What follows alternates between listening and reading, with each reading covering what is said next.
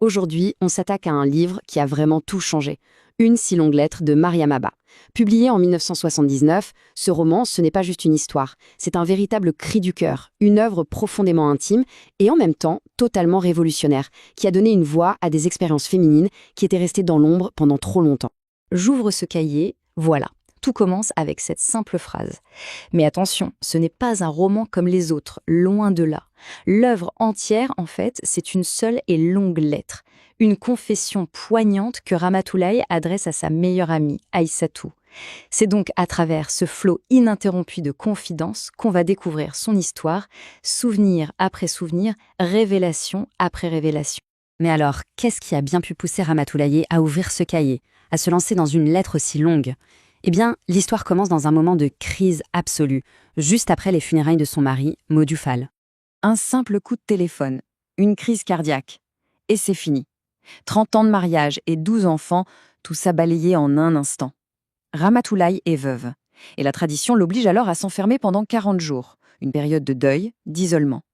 C'est dans ce silence forcé, cette solitude imposée, que sa plume va devenir son unique refuge, son seul moyen de s'exprimer. Et là, accrochez-vous. Parce que ce deuil, ce n'est pas seulement une histoire de chagrin, non, c'est le début d'un véritable tremblement de terre. C'est une série de révélations tellement choquantes qu'elles vont tout simplement faire voler en éclats 30 années de souvenirs. 30 ans, pensez-y une seconde, c'est une vie entière.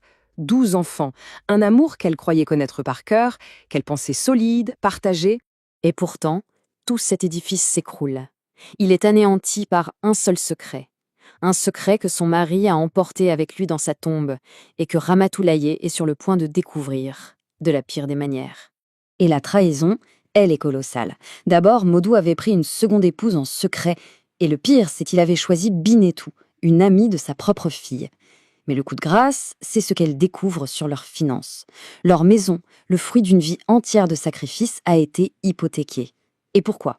Pour acheter une villa à sa nouvelle famille, laissant Ramatoulaye et ses 12 enfants avec une montagne de dettes. C'est ici que le roman prend une dimension absolument fascinante. Parce que Ramatoulaye n'est pas la première à vivre cette épreuve. Son histoire est en fait le miroir de celle de son amie, Aïssatou. Car Aïssatou, sa confidente, celle à qui elle écrit, est passée par là. Des années plus tôt, elle a vécu exactement la même humiliation. Son mari, Maodo, a lui aussi pris une seconde épouse. Il a cédé à la pression de sa famille qui, en fait, n'acceptait pas les origines plus modestes d'Aïssatou. On a donc deux femmes, deux amies, face à la même trahison. Et pourtant, leur réaction, c'est le jour et la nuit. D'un côté, il y a Aïssatou, qui a choisi la rupture nette. Pas de compromis. Elle a fait ses valises, elle a divorcé et elle s'est construit une nouvelle vie. Seule, indépendante, jusqu'à devenir interprète à l'étranger. Et de l'autre, on a Ramatoulaye, qui doit maintenant décider de son propre chemin. Vêtue du seul habit valable de la dignité, je poursuis ma route. Ces mots, écrits par Aïssatou à son mari, ils résonnent comme un véritable hymne à l'indépendance. C'est une affirmation incroyablement forte. Sa dignité personnelle vaut plus que n'importe quel mariage, que n'importe quel statut social. Et c'est cet exemple de force absolue que Ramatoulaye a en tête au moment de faire son propre choix. Ce choix si tranché d'Aïssatou pose donc une question cruciale à Ramatoulaye. Le récit nous ramène à son présent, à sa solitude, à ses souvenirs et à cette décision qui va déterminer tout le reste de sa vie. C'est la question qui la ronge. Le choix d'Aïssatou est incroyablement courageux, c'est certain. Mais est-ce que c'est une option pour elle ? 30 ans de vie commune et 12 enfants, ça crée des racines profondes et des responsabilités immenses. Le dilemme est terrible. Partir, ça veut dire l'inconnu, la précarité financière, la solitude.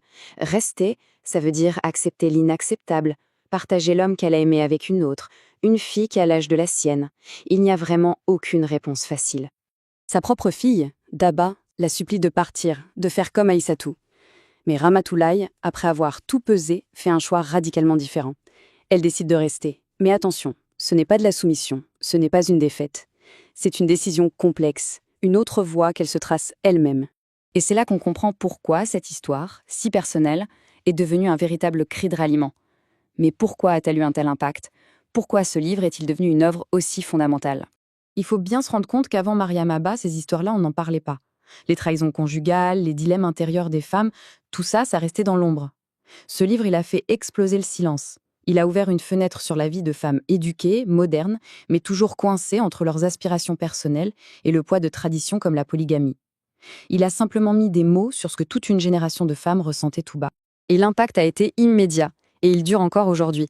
Dès sa sortie, le livre est salué par la critique, il remporte des prix importants, et il traverse les frontières grâce aux traductions. Très vite, il devient un classique, étudié dans les écoles du monde entier. C'est plus qu'un roman, c'est devenu une clé pour comprendre les défis des femmes et les transformations profondes des sociétés africaines. Et finalement, le livre nous laisse avec cette question, une question vraiment profonde. Il ne juge ni le choix d'Aïssatou, ni celui de Ramatoulaye. Au contraire, il nous présente deux formes de force, deux types de courage.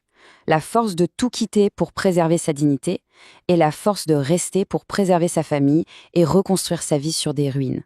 Il n'y a pas de réponse simple.